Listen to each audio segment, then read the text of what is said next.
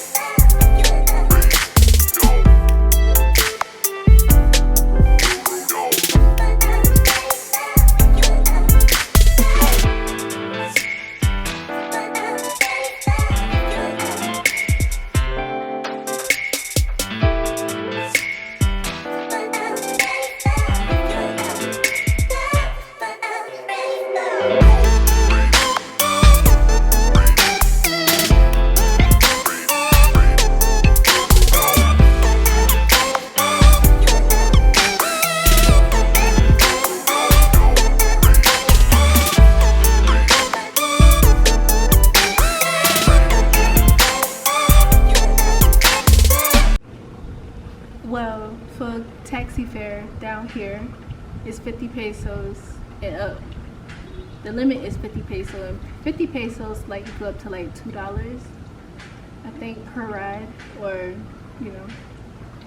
So basically, if they try to charge you because they know that you're not from here and you're foreign, and if you're not a local, they will try to upprice you, probably up to like 1,000. And if they do try to do that, turn that down. And if you do have pesos on you, make sure you just give them straight just 50, because sometimes you can just give them 100 pesos and they will take whatever they want out of that just for a short trip. So don't let them trick you.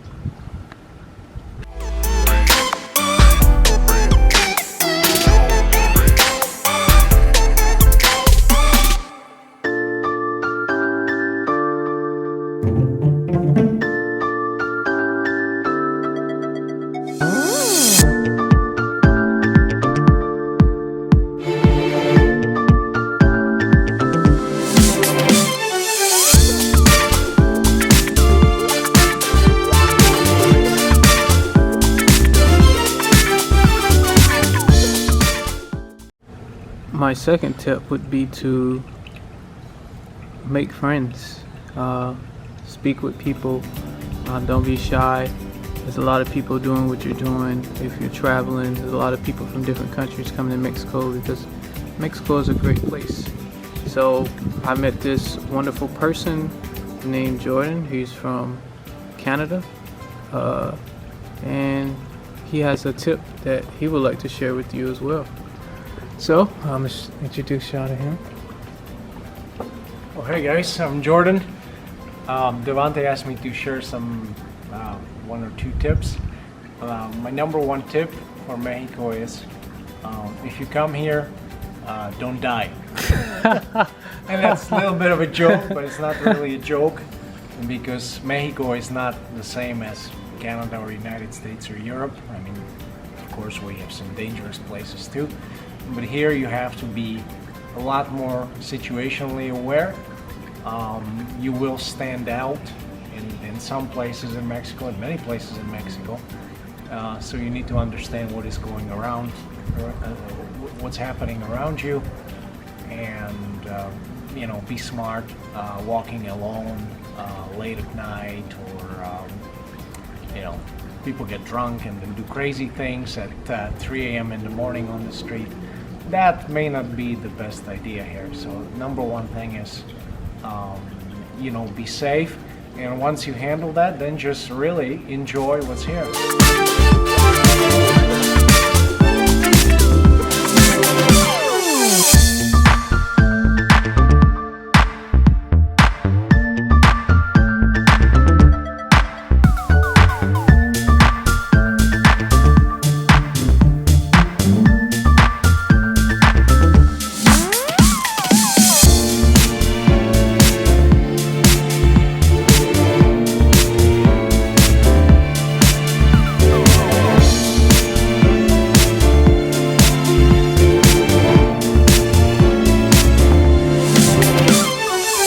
So it occurred to me I want to say something really important to you guys about living in Mexico, and I found this out through my own personal experience. If you live in real Mexico, say where Mexicans live, you can do that, but, and this is a really important thing, you need to live in a place that either has security, like a gated community, or a place that has sort of semi-security, like in Mexican cities, you sometimes have like gated streets. A street that has, it's not like full security, but there's some security guy at one end, another security guy at the other end. People are watching the houses. As a foreigner, do not live in Mexico in a place that has zero security, just like renting a normal house on a normal street.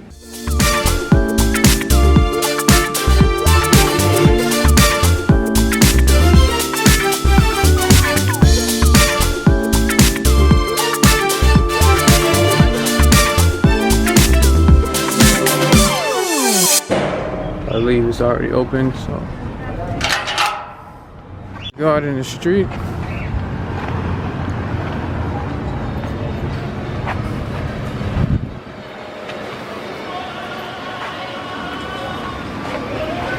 Mexican restaurant.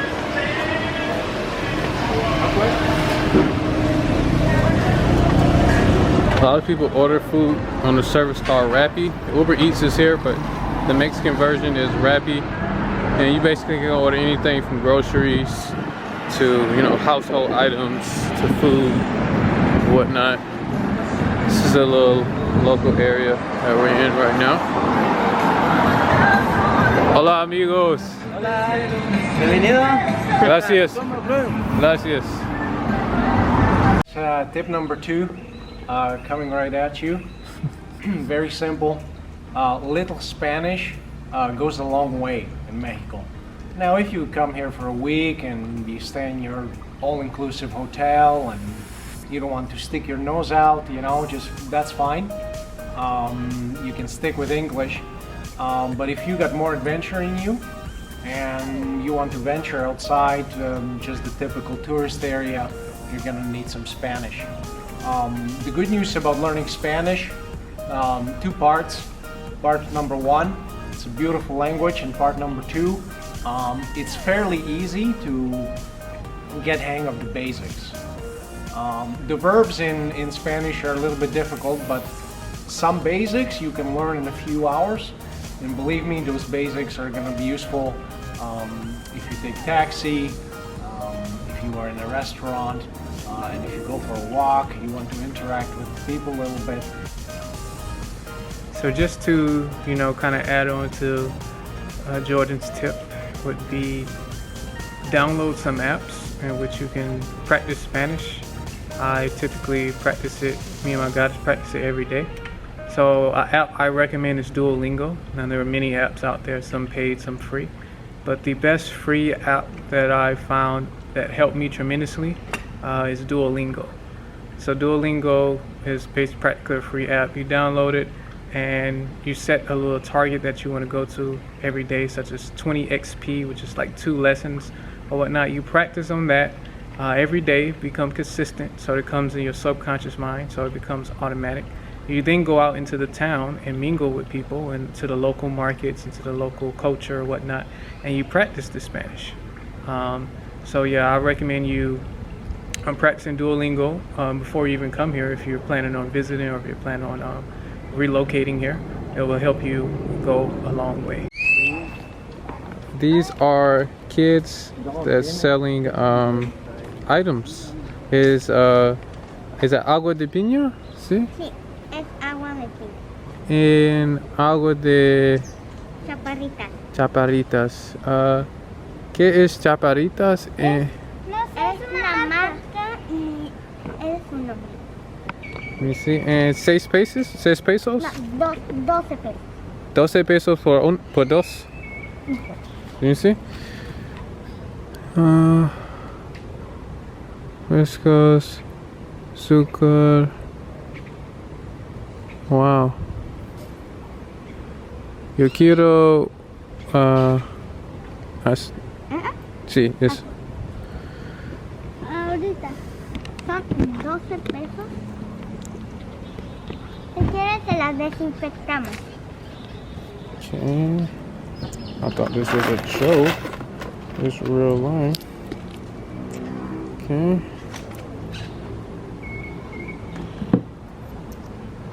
¿Cuántas ahorita se las damos? 6 pesos por uno o 12 por. No, 12. 12. 12. Es 12, sorry. 5. Señor, una pregunta. Le voy a dar cambio. ¿Hacer el cambio? No, está bien. Gracias. Cambio. Muchas gracias. De nada. Bye. Adiós. So I just bought this. Probably not gonna drink it, but since they were out there, selling, I decided to, support and buy. But I didn't think that they were selling it for real. I was like, okay, it's normal kids setting up in a little shop, pretend selling. And then they started naming prices. I'm like, okay, yeah. They have a good imagination, okay, alright. And then they pulled out the actual item. I say, okay, alright. So essentially they have the entrepreneur spirit. And a lot of Mexicans have that spirit because they were trained. Their mom trained them. And it's a lot of entrepreneurs in Mexico. Everybody wants to work for themselves. So kids start at an early age. And that's very young. They looked about maybe 5, 6, 7. And they already have selling experience, people experience, and things of that nature. So I thought that was pretty awesome, pretty cool. So I had to support them and buy chaparritas. Now I don't know if this is equivalent to a Mexican soda or whatnot, but it does have, let's see what ingredients that it has. It says, okay, what's the ingredient? This agua, purified water, added sugar. Okay, ácido cítrico, citric acid, naturalis, and artificial flavoring and coloring, vegetable. Yeah, so definitely I won't be able to drink this, but it was great to, do that. So another tip would be to not drink the tap water here. Here in Mexico, the tap water is very contaminated, and nobody here recommends it. Everybody will tell you do not drink the tap water. They do have water that they sell at stores that everybody gets. It looks like these. And you can get it's about 5 gallons of purified water for about 45 pesos, which is roughly $2.50. And you can go to refilling stations all across, the city, and you would pay probably 7 pesos for half a gallon, and I think 12 pesos to fill it up. So as long as you got a bottle, it's cheaper to refill. So yeah, this will save you a lot as far as sickness, as far as getting things that you don't want to get. So I would highly recommend that you don't drink the tap water and that you get you some bottles of water.